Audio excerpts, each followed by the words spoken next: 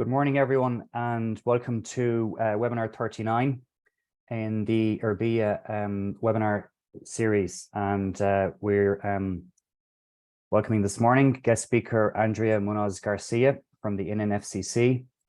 So the NNFCC has prepared, it's done a report on current deployment of anaerobic digestion in Ireland, current state of play, ahead of the expectation of market development around biogas and biomethane, which is very much looking to a biomethane, the promised biomethane strategy from government, and then the market supports that would be expected to come from that.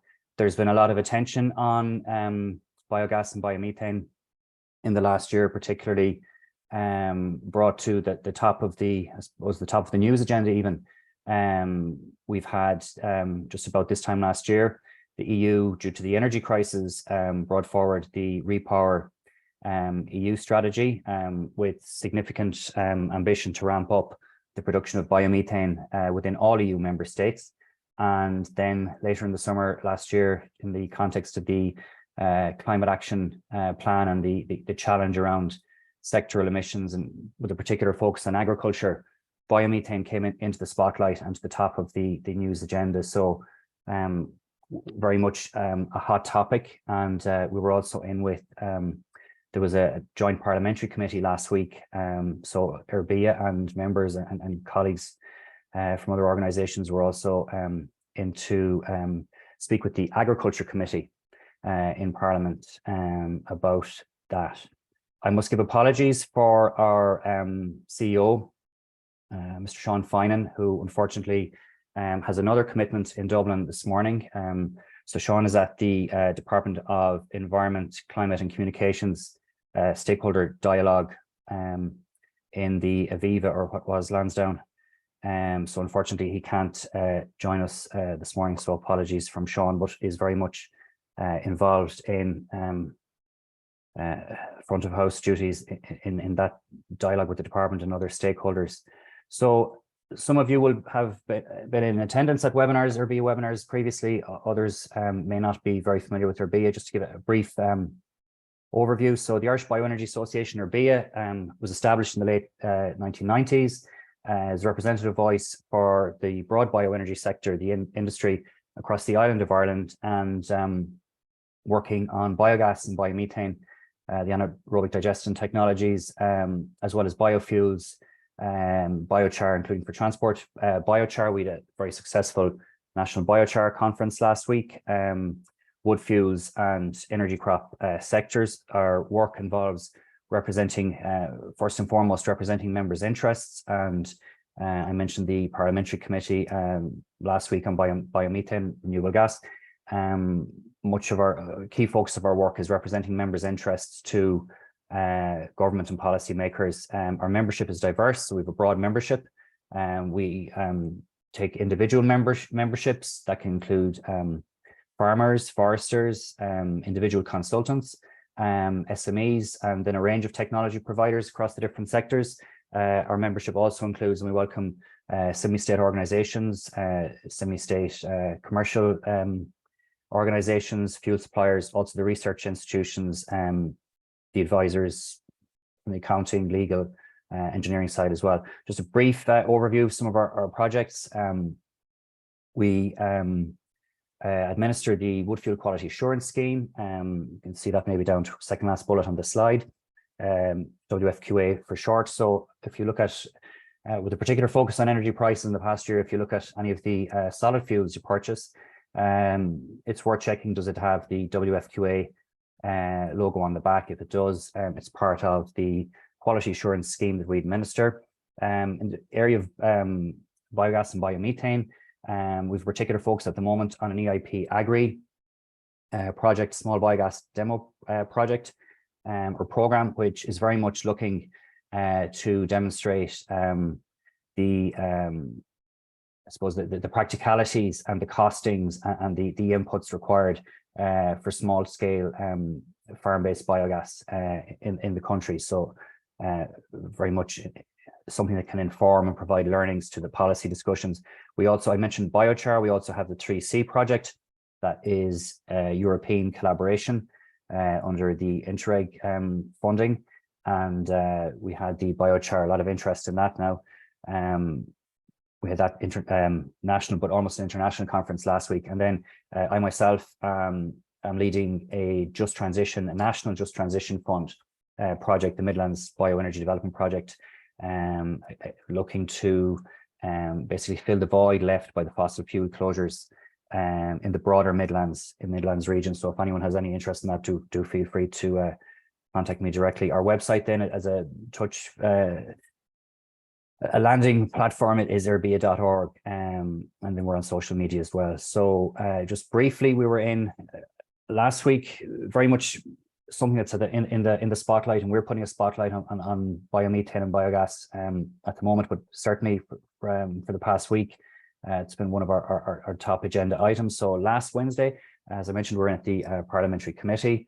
Very good discussion there, particularly because it was the agriculture side, and we've also been in with the Environment Committee as well. We're invited in there as well. So this week then we are pleased to have the webinar with Andrea and going through the detail of her report. Just as a resource, just to flag it here very briefly for you, some of you may be aware, but if you're not, we have done a range of webinars now, particularly in covering AD, biogas and biomethane. So we've covered everything from good case studies of where Irish companies or Irish entrepreneurs have set up a plant and got it running. We've covered larger scale AD, supplying to grid. We've covered micro scale for domestic and supplying small local businesses, and we've also covered digested. So that's there as a resource. Apologies, the text may not be, if you're on a phone, you may not be able to read that text, but it is all those webinars are available as a resource on our website. So do feel free to kind of go back again and dip into those. We also, just to flag, we have a fact sheet series. Again, there's one on biogas and biomethane. You may find that useful as a reference point. Again, I just shown a link there to where that is on our website. And our most recent addition to that is on the Government of Ireland's support scheme for sustainable heat. And that's administered by the Sustainable Energy Authority of Ireland, the SCAI. And again, that fact sheet is available on the website.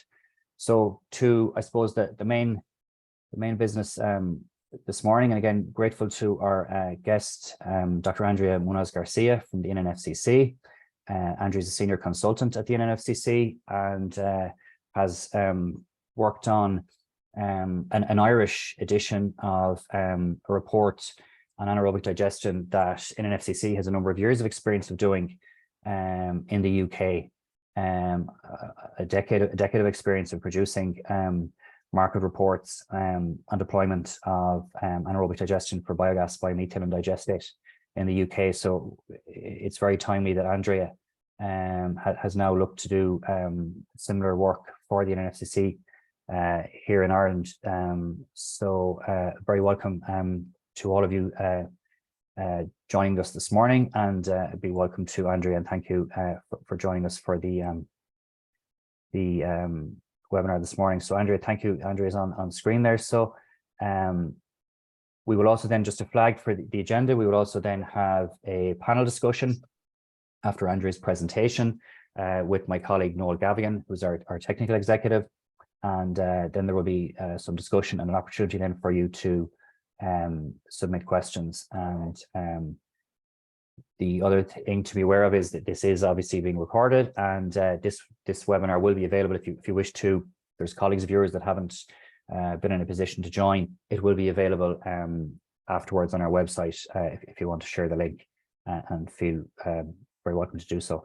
So again, I welcome Andrea, and Andrea, if that's okay, I can bring you in now. I'll stop sharing my own slides, and I'll bring you in there. So thanks, Andrea.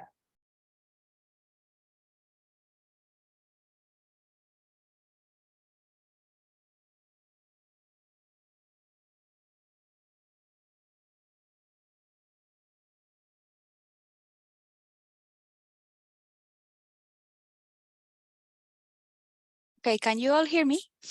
Yes, Andrea, perfectly, yes. And So I can thanks, see your Patrick. slides. So. Thanks, Patrick, for the kind introduction. So as Patrick said, I'm going to be talking about anaerobic digestion deployment in Ireland. I'm going to give an overview of not only anaerobic digestion, biogas, biomethane sectors, and I'm going to talk about deployment, regulatory aspects, and funding opportunities available. So I have structured my presentation. I'm going to introduce a little bit about NNFCC for those who haven't heard about what we do. And also I'm going to then introduce the report that we've put together, as Patrick said, about anaerobic digestion deployment in Ireland. And the report covers different parts, different sections, including policy, incentives, and deployment. So I'm going to go over this section in a bit of detail. So about NNFCC, who we are a specialist business consultancy. We have over 19 years of experience in the bioeconomy, and we guide business through policy hurdles and assist in developing the development of technologies and international markets. We provide expertise in the areas such as feedstock, the growing areas of biorefining and bio-based products, and biofuels and bioenergy. We view bio-based technologies as key components of the low-carbon economy to deliver economic, social, and environmental benefits. So our mission is to provide the sector with leading strategic business consultancy. So we analyze, we explain, and we de-risk the bioeconomy for our clients. And our objective is to provide information and a strategic view on feedstock technologies, market, policy, and any developments on those areas across the bioeconomy to enable our clients to make informed business decisions.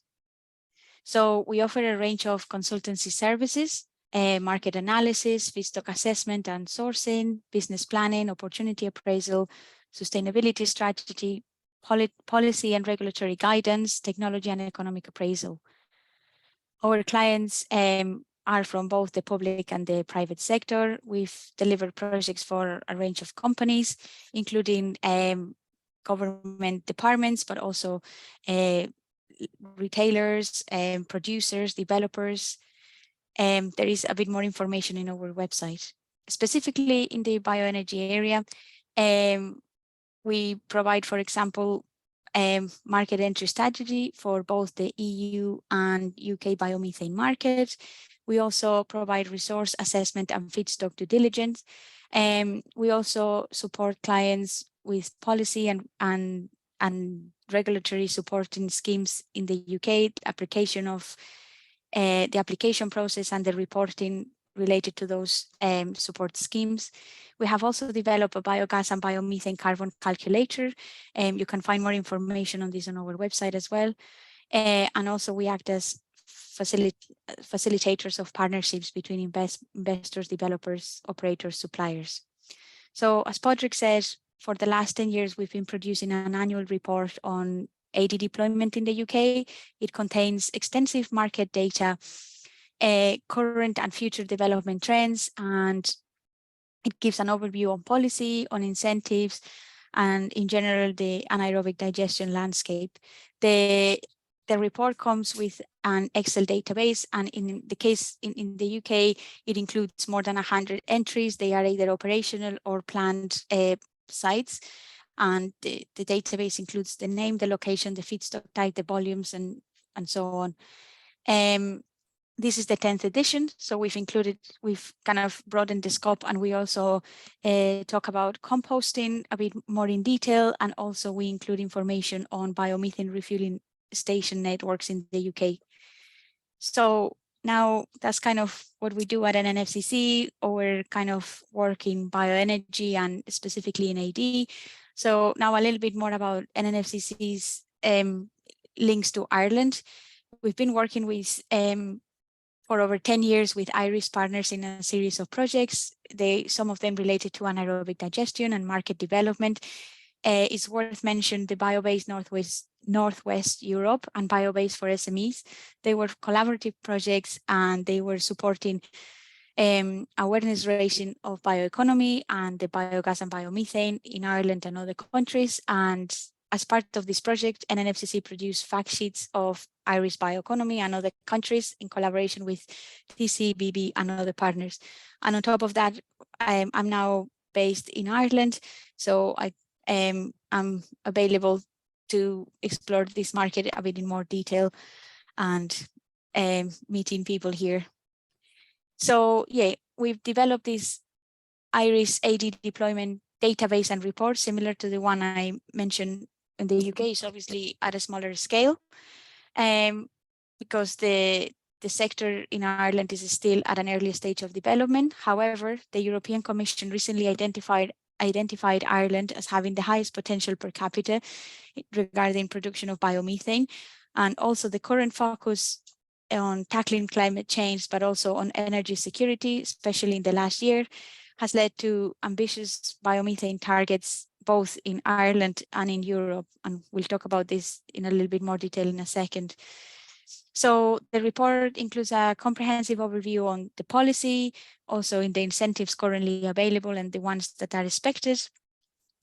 We discuss install capacity and anything that is in the pipeline that has had a submitted or approved application. And we discuss a little bit about the feedstock used by the operational plans. So starting with the policy framework and starting with the European policy framework. So at the end of 2019, the new European Commission presidency led by Ursula von der Leyen announced the European Green Deal, and the European Green Deal aim to set as a series of targets to reduce emissions of Europe. One of the targets was reduce emissions by 55% at least by 2030 and be the first climate neutral continent by 2050. As part of, well, those targets set in the European Green Deal were made legally binding in the European climate law in July 2021. The announcement of the European Green Deal was followed by a series of proposals by the European Commission to align the European policy framework to achieving those targets set by the European Green Deal. So there was numerous proposals, numerous documents. I think it's worth highlighting here the Farm to Fork strategy. The Farm to Fork strategy sees biogas and biomethane as a way to diversify farmers' revenues, products, and it encouraged the common agricultural policy to provide support for those sectors. In July 2021, the Fit for 55 package was launched, and it includes again a series of proposals, including the Renewable Energy Directive. The revised version was made legally binding shortly after, and it introduced the third revision of this directive.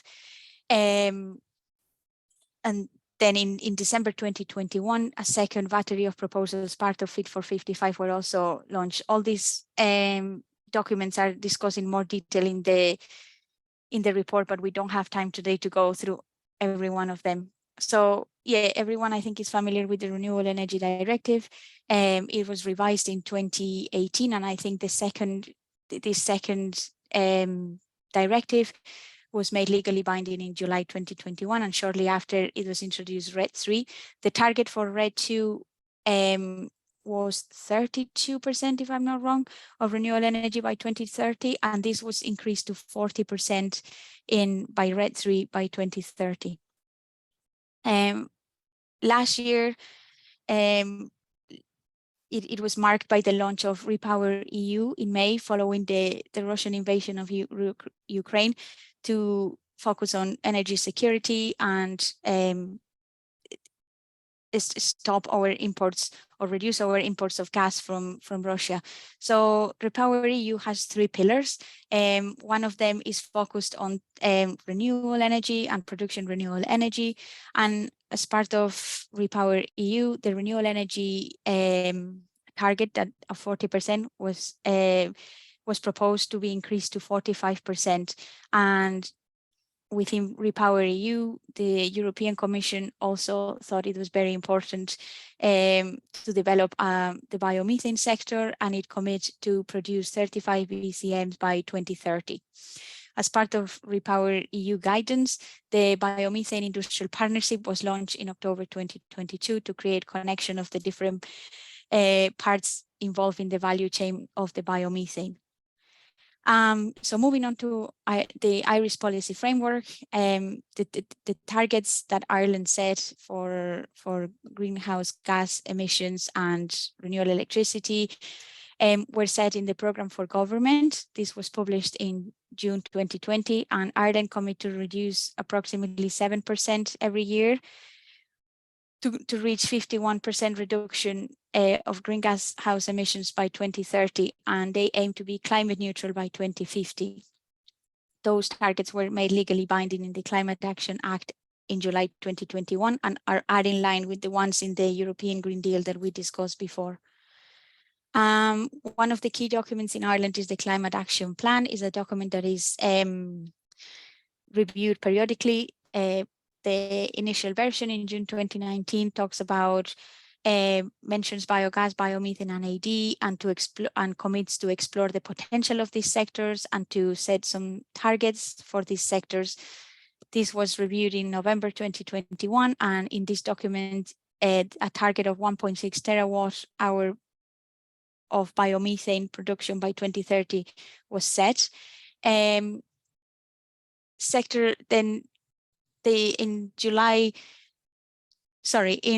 April 2022, the carbon budgets were approved. This was also a legal requirement set by the Climate Action Act.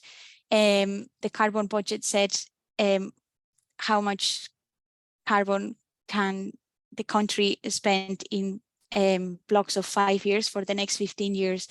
And following the carbon budgets, the sectoral emission ceilings were released in July 2022, and along the release of the sectoral emission ceilings, a new target, way more ambitious, for biomethane production was set by the government, 5.7 terawatt hour by 2030. And also the sectoral emission ceilings set a reduction of greenhouse gas emissions from agriculture of at least 25%. There is a new climate action plan released just December last year. And then maybe it's worth mentioning, Padraig also mentioned the biomethane strategy that is currently being prepared and is expected for this year, sometime in 2023. So some incentives in the sector. I will talk in a bit more detail of the support scheme for renewable heat in a second. Just worth mentioning that the government announced the introduction of the renewable heat obligation by 2024. So they announced that last year. There are some incentives for electricity production. It's worth mentioning, for example, the renewable energy support scheme, but this is more focused for wind and solar. The micro generation support scheme, I think, opened in 2021, and in the transport sector, the biofuel obligation scheme. So yeah, the support scheme for renewable heat, I'm just going to go over the basics, but I think there is one of the webinars that Padraig mentioned before talks about this in more detail. So this scheme is aimed at increasing the amount of renewable energy in the heat sector. Is managed by the SEAI and opened for applications in 2019. It can provide both installation and operational support, but for anaerobic digestion systems, the support that provides is operational and is offered in the form of quarterly tariff payments and for a span of 15 years. This scheme was relaunched again in March 2023 to widen the scope of the program. So just for comparison, just to discuss briefly some of the incentives that are available in the UK, where deployment is a bit more mature. Some of them, as you can see, are closed because the focus, so initially the focus in the UK was the production of electricity from the biogas, and now the focus have shifted towards the production of biomethane. So the main support scheme there is the green gas support scheme, focused on biomethane production. For electricity, a new one opened recently, Smart Export Guarantee, to replace some of the ones that closed recently. However, this is not as attractive as the original ones used to be. And now moving on to deployment. So on the map, you can see AD plants and wastewater treatment plants that use anaerobic digestion for treating the sludge. So including both types of plants that produce biogas, there is around 30 operational plants in Ireland. And we know of 3 projects that have either approved planning application or a submitted one. I think since we produced the report, I've been talking to quite a few people, and they were also in the process of submitting applications. So probably these numbers now are slightly different. I think the growth has been quite slow. Only 11 new plants were commissioned since 2017. I think Padraig was talking to Padraig last week, and I think in France the deployment is much quicker. I think it's 3 or 4 plants every week, and I think in the UK only in the year 2020 to 2021 there was in 1 year 20 new plants commissioned. So just to put that in perspective. So in terms of biomethane, there is 2 plants producing biomethane, and they both inject in the gas grid. Injection, there is a central injection point in Kildare, and there is a new one planned by Gas Network Ireland in County Cork. In terms of capacity, the installed capacity in Ireland is in the range of thousands of kilowatt electric. And more specific data is available in the report, and it's worth noticing that most of the capacity at present is given by the wastewater treatment plants. In terms of scale of the plants, what we consider medium scale, a plant between 250 and 500 kilowatt electric, are the most common type of plants. However, most of the capacity is given by a few larger plants, and with capacities over 500 kilowatt electric. In terms of biomethane, the capacity is in the range of few thousands of normal meter cubes per hour. In terms of feedstock, most existing plants can be considered waste fed, and this provides the majority of the current capacity. It's worth mentioning we consider waste fed anything with in any plant that uses over 50% of the feedstock is a waste. And some of the examples of the waste that included in our database are wastewater sludge, dairy processing waste, food waste, and others. A little bit more on waste feedstock. The EPA released a study in 2020 saying that around 310 kilotons of Irish waste was processed by AD, and a similar amount was processed by composting. It's very interesting that in 2020, 27% of this waste was transferred to north of Ireland, and this was an increase of 7% from the previous year. So it's definitely something to keep in mind.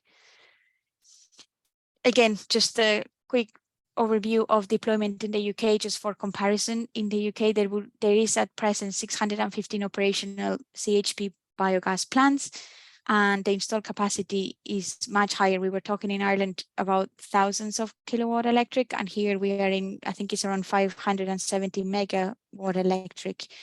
And as I said before, 21 new plants were commissioned in between 2021 and 2022. In that period, that 12-month period. In terms of the scale, the distribution is similar to Ireland, with some small, some medium, some larger scale, but most of the capacity, again, here is given by large scale sites.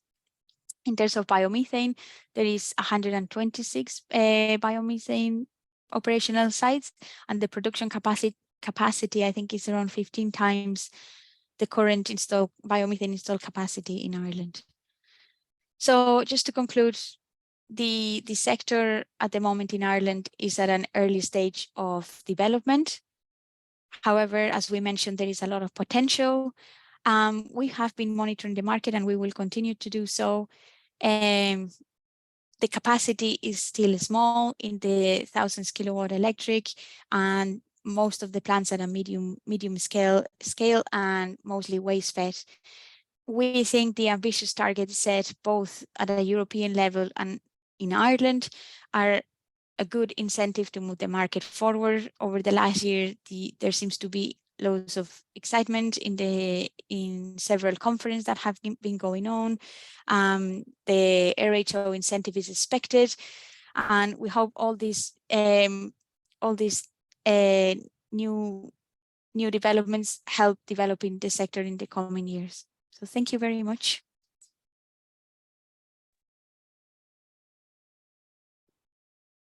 Thank you very much, Andrea, for the presentation, and we'll move to questions from participants shortly, but I might invite my colleague then, Noel Gavigan, our technical executive, to join us on screen and on sound there.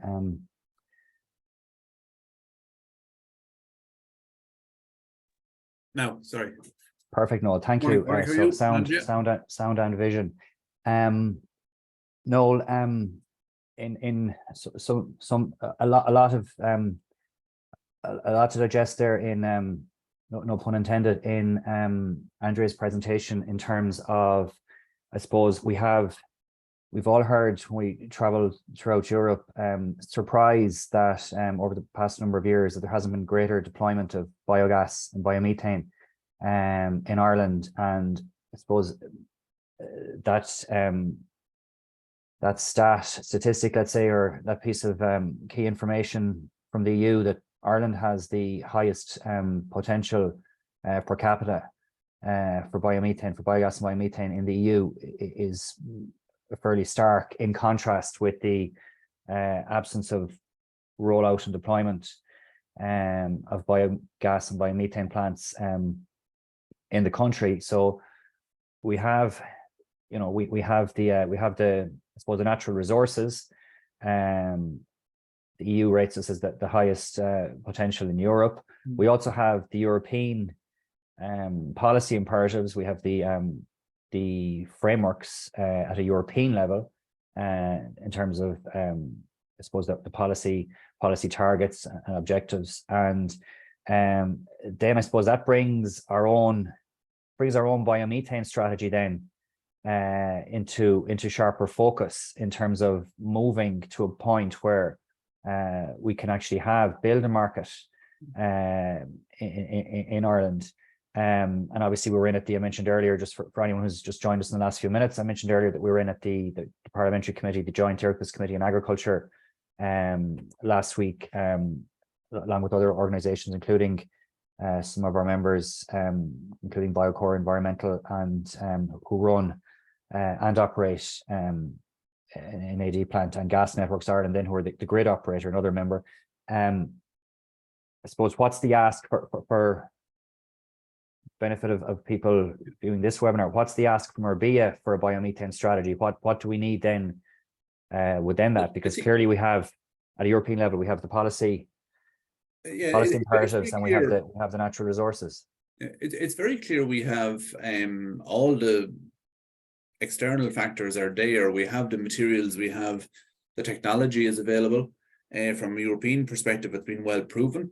From a feedstock requirement, because of our relatively low population, will be somewhat similar to Denmark in that, in terms of our population density and our high agricultural density, we have plenty of feedstock for this.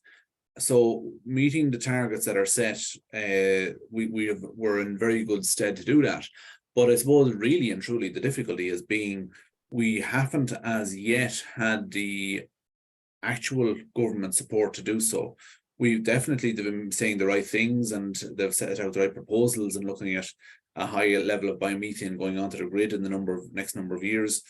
But ultimately, without the correct support, it's just not happening. So, and that is the critical factor. What we have asked from government is that we have 6 factors basically looking at for the biomethane strategy that government are looking to set out. And in that, really what we're looking at is that that strategy should be developed in conjunction with the developers of AD plants and with the biogas sector to ensure that it's at the right cost levels, We've have experience, unfortunately, in the past here in Ireland with the Refit 3 program, which was a electrical support for biomethane or for biogas, and I suppose the price came in on that just too low. And effectively, we had no plants built where there was initially a plan to have several hundred megawatts of electrical power coming onto the grid from biogas. It didn't happen because it set the wrong price, and it just wasn't enough to finance a plant. So we can't make that same mistake again. We have to ensure that the pricing is right. So we are asking that this strategy is developed with stakeholders from the sector involved, so we can ensure that the correct pricing structure is available. We'd also be asking for within that, along the same lines, that the medium long-term supports to mobilize that, that they do match the cost of production, they do take into consideration the capital costs, but ultimately you're looking at a long-term strategy of, so say for a 15-year period, that you want to be able to cost out the feedstock, that you need to be able to cover the cost of the feedstock and match the requirements of the market. I mean, the gas price we've seen last year went up to a very high level, but that was obviously for geopolitical reasons. We now see today that the gas price has gone right back down to almost levels that we had seen before. They are elevated from where they have been for the previous 10 years. We're at about 35 euros a megawatt hour. So probably it never really passed 30 before that, but it's still very low. It's gone back down to a low level. So that means in order to displace the fossil fuel in the market, we need a high incentive for biomethane, because the costs of biomethane are far in excess of the cost of fossil gas. So that needs to be properly priced in. The carbon, and all the other benefits need to be properly priced in so that we can get the right incentive. There is a need, we're also calling for market certainty on those prices, because you cannot build biogas plants without the financiers being comfortable that they're going to have the cash flow to cover the costs. So from that, you need to have market certainty. So that lends itself more towards measures that guarantee a price, rather than some ideas out there which are generally a requirement to put so much percentage into the flow. But really, we have to see a guaranteed price in order for financiers to fund the plants, because otherwise you're going right down the same line that happened with Refit, where financiers are just not going to be interested in funding the sector, and you'll end up with nothing built. So within that, you need to ensure that the supply chain is properly funded. So within that, there needs to be a fair return right along the supply chain for farmers, for plant operators, and for all those involved, so that you can guarantee a long-term supply. And there also needs to be, this is all a new area for government. It's been well done right across Europe, and there's plenty of examples we can look at, but we still need to look at a phased basis to allow the market to grow and to develop, so that we first of all, the support measures, we can see how they're working or they're not working, and we can adjust them accordingly. We need to have a situation whereby the market, the developers of plant are able to build up and to ramp up, that the farmers producing feedstock are able to ramp up, and therefore a phased basis would be far better than attempting to build several hundred plants in one go. So we need to be sensible about how we do this. We don't want to make mistakes we made in the past, but we also need to be quite bullish in how we put this together. And then finally, we don't want the biomethane sector to cause a friction with the agricultural sector. We need them both to be complementary, but they're both going to be looking at the same feedstock, and there definitely is a lot of complementary ways they can collaborate. And we just need to ensure that, and that's where having a phase basis and having a ramp up to ensure that we're not going to have difficulties in the marketplace, because the immediate marketplace difficulty would be the costs of feedstock. And we see grass silage, which is interesting to see, that is now going to be a major play within our energy sector, but it is going to be, we're seeing costs this year up to 60 euros a tonne, where we've seen reports, our report that we done a couple of years ago priced at 35, we've seen other reports pricing at 25.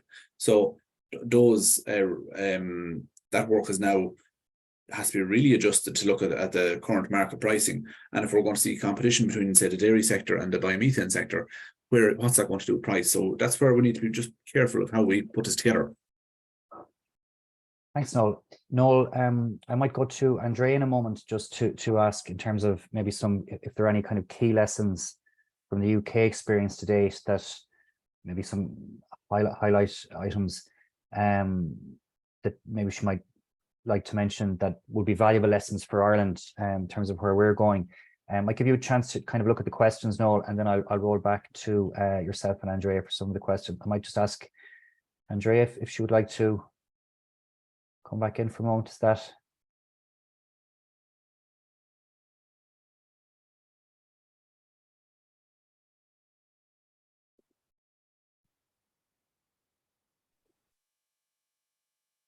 So Andrea, I was just saying there to Noel, if there's any, have you seen from the UK experience, are there any kind of, if you were to kind of crystallize it down, are there any kind of key lessons from the UK experience over the last 10 years in terms of biomethane rollout and deployment that will be valuable for Ireland to draw on in terms of the biomethane strategy and I suppose market supports and lessons that we should take heed of?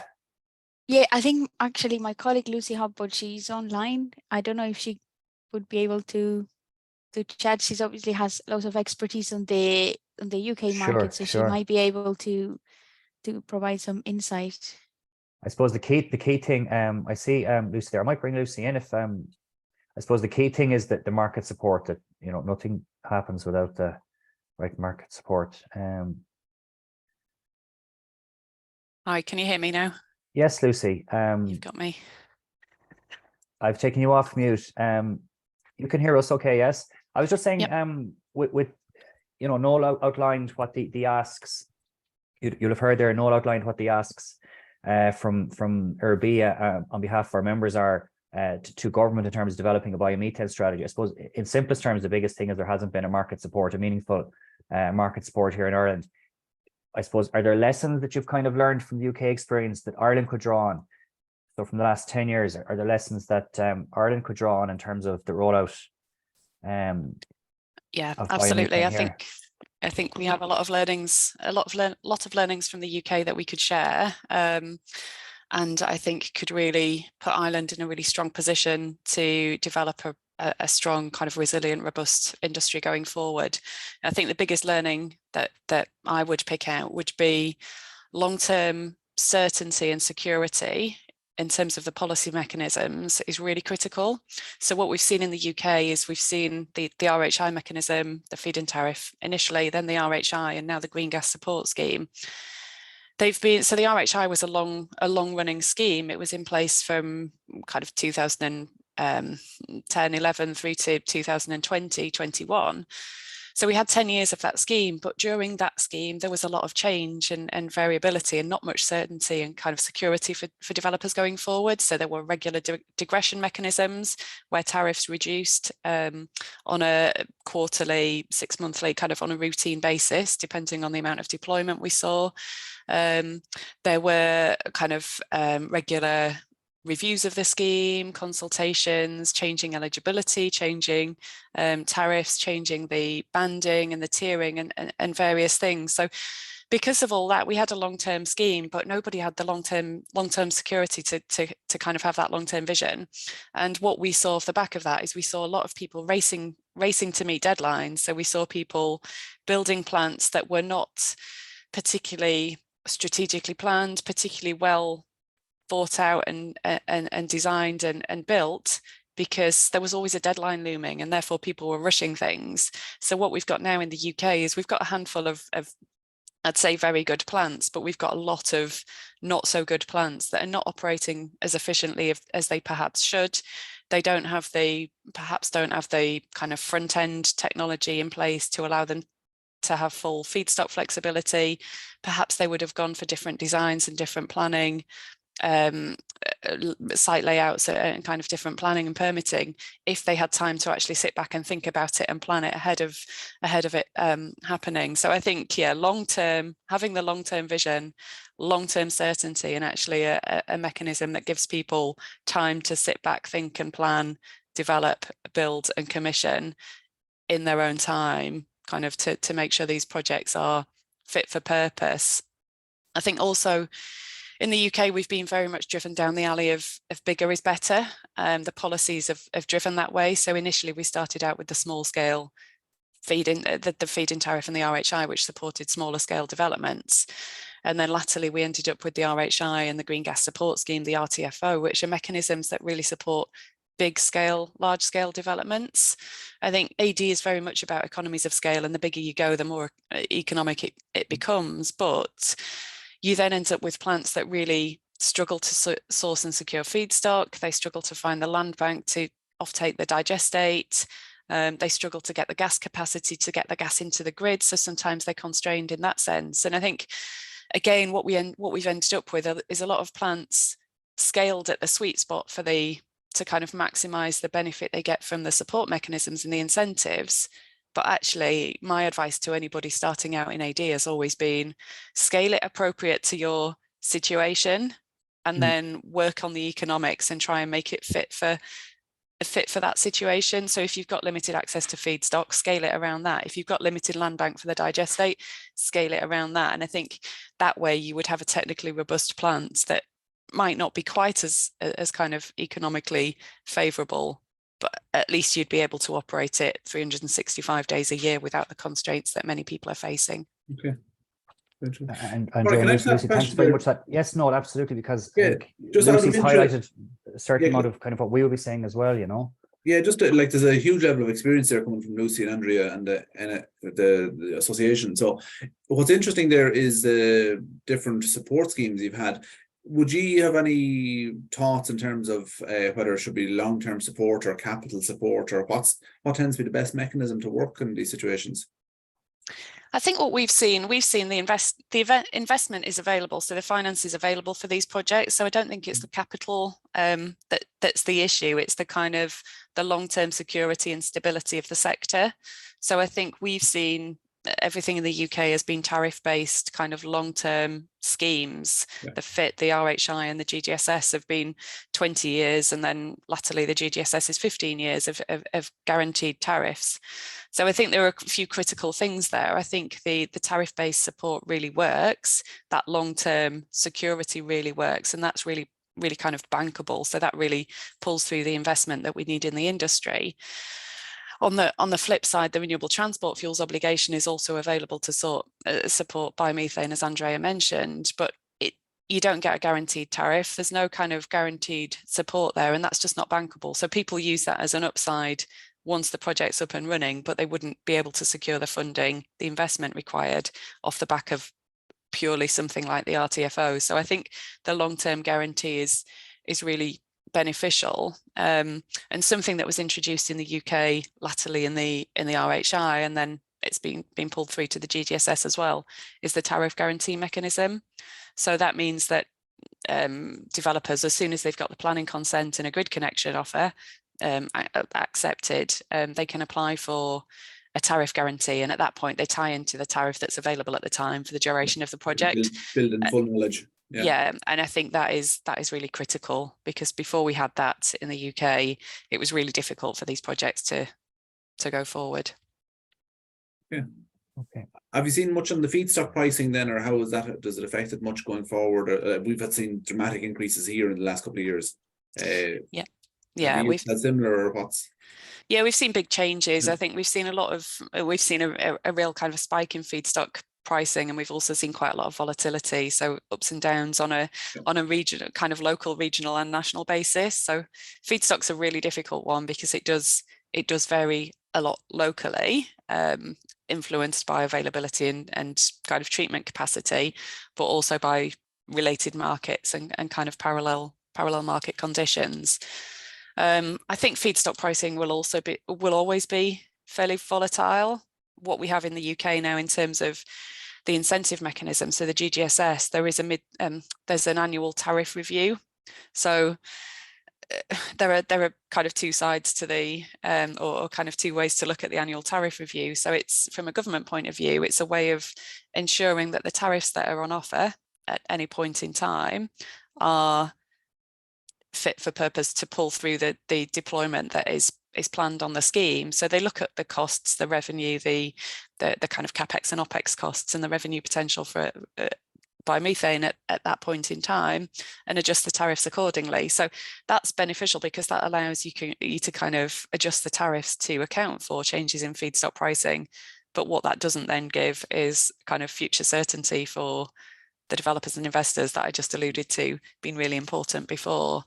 So I think a kind of balance there to ensure any mechanism for adjusting tariffs during the scheme is clear and transparent, but also kind of sensible and kind of practical in that sense. Yeah.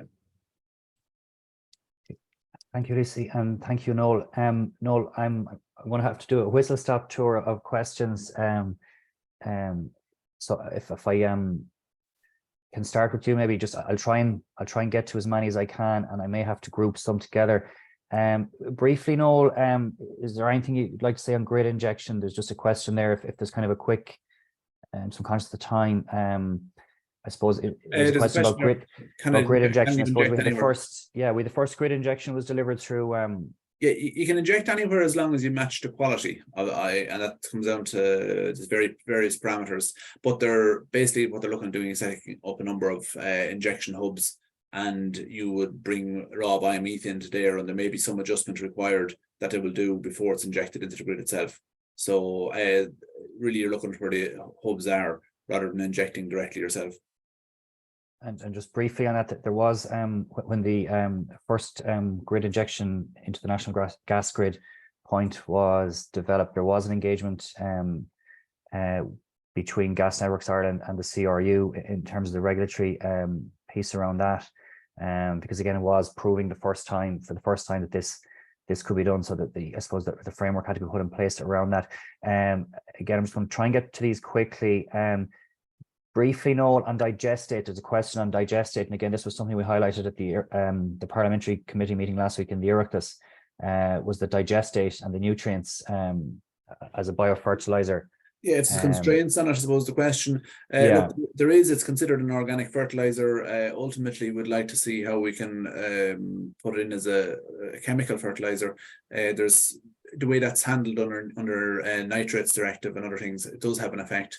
So you would be constrained by your stocking levels if you're looking to bring in digestate, and some adjustment on that, or some recognition that the fact that digestate, the nutrients are no longer or far less bound up to the organics. They're more a mineralized form, and so therefore more available to the plant. So it's quite technical, but I think there needs to be, I don't know, you'd have a lot of experience in the UK on that as well. It's obviously similar. I'm not sure if you're getting to make any changes to that, but it's definitely an area which is causing difficulties. Yeah, I think. Sorry, Lucy, go ahead. Just to really quickly respond to that, I think in the UK, digestate has gone through a kind of significant change over the years. So we've gone from a position where people didn't really understand its value and its benefits and kind of the practicalities of using digestate, to now people, kind of landowners, farmers, actually calling out for it. It's in high demand. So I think we've seen the market develop. It's taken a long time, but we've still got a long way to go. So this was a question directly. Thanks, Lucy.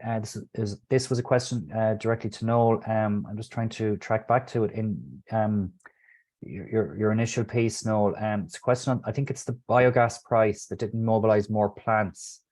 Yeah, it's a question. What was the biogas price? The refit 3, there was 2 pricings on it. It was 14.5 cents, that is per kilowatt hour of electric, and I think there was a 15 as well. Basically depending on the scale of the plant. Now there's also market uplifts on that, depending on inflation and a few other things like that. The consumer price index, it was linked to that, but that wasn't sufficient. We had some waste plants built, in fairness, and the only ones that were built would have been predominantly through that, and it did support waste plants, but not definitely not crop based. Okay, this is a question that all three of you can come in on if you wish. And again, something that came up at the parliamentary committee in terms of societal, local or community acceptance of plants. What would be your recommendation of optimal maximum plant size for meeting that kind of, I suppose, acceptance of local communities? I think geography is it. from my experience, the biggest constraint, the biggest challenge at planning is transport, bringing in feedstock and taking out digestate. So I think, again, I always talk about scale appropriate developments. I think scale appropriate to where your feedstock catchment is, how many kind of vehicle movements you're going to have and where those are coming from based on what the road network looks like locally, how accessible the site is, and kind of other road users as well. Thanks, Lucy. I might go to Andrea and maybe yourself as well on this one. Does your report cover, this is carbon, expecting this is carbon related, carbon capture related. Does your report cover the CO2 market and the total demand of CO2 on the island? No, it doesn't cover the CO2 market, no. Thanks, Andrea. And then this is compliments to Andrea here. Thank you for the very comprehensive presentation. Maybe one for both yourself and Noel, maybe on this one, or yourself, Andrea. Just asking, is there any visibility on biomethane being included on a meaningful level in the biofuels obligation scheme? This is in relation to transport. Noel had mentioned about market certainty. Noel, you were kind of involved in this maybe recently. Do you want to say anything on that one? From an Irish context, but I know Andrea is really looking at the Irish side as well, so I'm sure she's quite knowledgeable in this area. Biomethane for transport, in a nutshell, in a meaningful, being supported. Yeah, so I mean, definitely, it's we will see biomethane for transport being one of the areas where it's got its higher value, and it's a lot of hard to decarbonize sectors such as transport, heavy goods transport. And definitely we see that as a place where biomethane fits in. It's a high cost energy need, and definitely would be more suitable than, say, using it for heating, let's just say. It would have higher value, and it's, again, a higher to decarbonize sector. Okay, and this is possibly, I'm conscious of the time as well now here. This is possibly something that the person putting the question could follow up with Andrea on beyond the webinar. Just a question in terms of I'm not sure if this is actually in the report, but if there's any estimates, if the report includes any estimates of the annual costs for RED 2 compliance for biomethane, for an AD site focused on biomethane.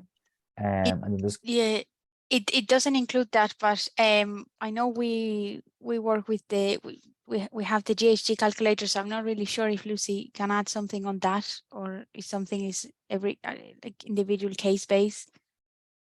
Yeah, I think we have the tools and knowledge to kind of support people with that compliant, the sustainability compliance side, but it's not something that we covered in the report. We can chat offline. That's what I thought. Yeah, exactly. And so it might be an opportunity, and there's kind of maybe a further piece in it in terms of maybe a concern or a question as to whether RED 3, the RED 3 directive compliance with that will increase the cost. So yeah, maybe something for that the person with that question could be an opportunity to follow up with yourselves directly or bilaterally after the webinar. There's another one there. Might go to Noel on this one. Just in terms of what we've been talking about incentives. There's one question here of the view that it looks that I suppose their assertion that there will be no guaranteed support and that there will be just an RHO. Do you want to take that one, Noel? Just in terms of what happens, what kind of a scenario are we in if? Well, it comes back to what Lucy was saying earlier in terms of and I was saying a bit of it as well, in terms of there needs to be a guaranteed support or a guaranteed price, because otherwise you're not going to get the finance for a plant. It's as simple as that. You need to have a guaranteed cash flow to cover your capital, your capex loans, and the investment cost along with the feedstock. So the RHO renewable heat obligation is where there's a proposal where all gas on the grid will need to have a percentage of biogas in there, biomethane in there, or by trading certs. So that does have potential, but the question there really is what price is that going to be at, because they're leaving it to the market then to set a price. And look, ultimately, it takes a little bit longer for developers to put it out. What will happen there is if you're looking to develop a biogas plant, you're then going to some of the larger gas suppliers in the country, and you're looking to set a long-term price with them. And maybe that could work out quite well. but it just means that there's another layer of complication in there. There's a market scenario in there that needs to be considered, and it means that you as a developer are then going to have to go out and try and find your own price, and it's going to be quite a lot of heavy negotiations to get that into an agreed rate. Thanks, Noel. I'm just conscious of the time. If Andrea and yourself and Lucy don't mind, I might just go an extra minute or two with the questions, but I'm not sure that I'll get to all of them. And if anyone wants to follow up with us directly, with Andrea and Lucy, maybe get in touch with us at contact@urbia.org. I'll take a feedstock question, Noel. There's one there in terms of cattle slurry, obviously in terms of decarbonising agriculture. Slurry as a feedstock offers an opportunity in Ireland. Do you want to take that question, Noel, in terms of yeah, basically the question is there a case for dewatering slurry where you're looking at transporting further distances? There would be, yes. I mean, definitely dewatering of slurry is a possibility, and has been done in other places. It just you have less transport cost. So I would say that is definitely something that can be considered. There is a question in terms of I suppose that the person posing the question is taking the view that there's a hold up on government side in terms of introduction of key market supports. I suppose they're asking why. Do we know why? In some ways, if we all fully knew the answer to that, we'd probably have solved the challenge. I'll just move on. There's a batch of questions here. There's one question for Lucy, if that's okay, Lucy. It's just been mentioned directly for yourself. Is there any private or corporate investment in AD projects in the UK? I'm wondering, is that investment outside of venture capital, but maybe yeah, we see a real mix of venture capital area, I would say now. Yeah. A real mix of different kind of finance structures on projects in the UK, depending on scale, kind of location, the kind of driver behind the project. So for some of the smaller medium scale farm-based plants, very much kind of private investment going into those, as well as kind of corporate and project funding. We see quite a few kind of industrial users also developing AD. So we're seeing corporate investment going into those types of facilities. And then we see the kind of corporate, institutional and project finance going into some of the bigger projects as well. So a real range of different structures and finance arrangements. Another, again, I'm going to have to cut this in a minute or two, so apologies to all the people with questions, but if you can kind of, maybe if you wish to follow up with this again afterwards directly, but again, maybe Lucy, if you don't mind, and maybe Noel might have a view on this as well, or Andrea on this one. This is another digestate one in terms of constraints, but it was directed at Lucy. Are AD plants impacted by the environmental regulations in the UK? So the disposal of digestate, do you see environmental regulatory constraints there in terms of plant operation and size and that? Yeah, there's a lot of regulation around digestate management. I think the biggest constraint is a combination of kind of regulation and practicalities. So the kind of regulatory constraints limit when you can spread the digestate to land. So you've got a relatively short window for spreading, which means you need significant storage capacity on site or at kind of satellite locations around the AD plant to contain the volume that you're producing in that closed period. You then kind of find the regulatory window opens up. You can, from a regulatory perspective, get out on the land spreading the digestate, but it's too wet. The crops are growing and you can't get on the land. So there's a kind of challenge disconnect between the regulations and the kind of practicalities, I think, that we see as the biggest hurdle. Okay, thanks, Lucy. Probably something we maybe covered to a little bit.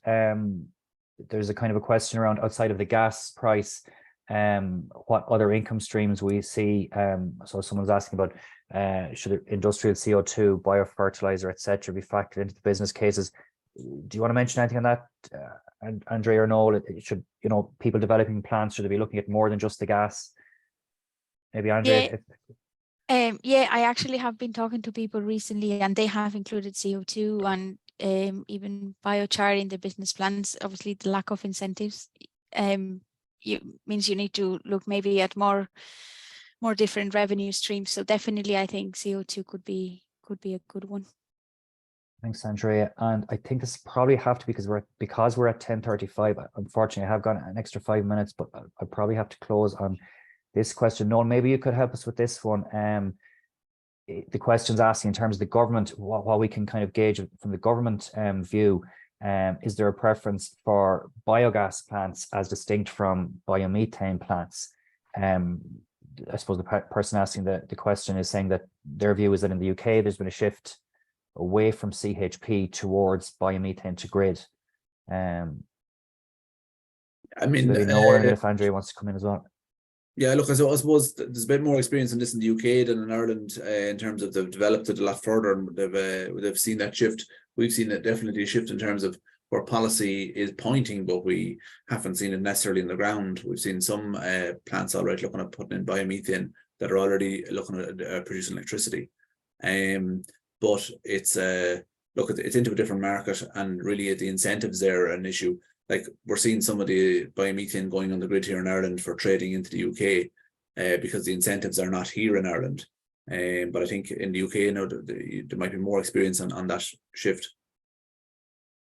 Okay, and maybe just another transport. I'll take one more transport related question, because again, it's in terms of where we distinguish different aspects of the industry in terms of biogas, biomethane, and where we use the different outputs. Would biomethane as used as a transport fuel, so that's in practical terms, that's a mix of compressed natural gas and biomethane for the moment. Would biomethane as used as a transport fuel for heavy goods vehicles help in providing a higher price for the product rather than offsetting against heat? I don't know if you have any view on that, Noel or Andrea. I sort of spoke a little bit about that a few minutes ago, Park, in terms of yes. That look, it's a higher value use for the biomethane is in transport, and it's a harder to decarbonize sector. So it would definitely, in my view, would be an area where we should be looking at biomethane concentrating. Okay, thank you, Noel. Unfortunately, I'll have to close the questions there because we've allowed a little bit of time, but we have gone over time. But I suppose that's a good indicator in terms of the level of interest in your report, Andrea. And thank you to Andrea and Lucy from the NNFCC. And again, I suppose part of the objective of this webinar as well is to kind of start the conversations and maybe continue some conversations. Start more, and you know, if anyone wants to get in touch with us, you're all very welcome to get in touch with us here in Arbia or at the NNFCC on any of these areas. So I'll again thank Andrea Muñoz García, Lucy Hopwood from the NNFCC, and our own Noel Gavin. I want to thank our Teresa O'Brien, who runs the webinars. Thank Teresa for that and coordinating. And I'll just give a quick mention here, if you can see the slides, Noel, just to mention that our webinars, you will be able to look back if anyone has had to go early or missed the start or wishes to share a recording of this webinar, that will be available for you on our website. We also have the fact sheets, which I mentioned, and we're planning webinar for number 40, which would be it's being penciled in for 2 weeks' time. So again, thank you all for attending this morning. Thank you to our guests, and we look forward to welcome you all back again soon. So I'll say bye for now, and Slán, and ask Teresa to bring the webinar to a close. So thank you all again. Thank you very much. Thank you. Bye. Thank you. Bye-bye.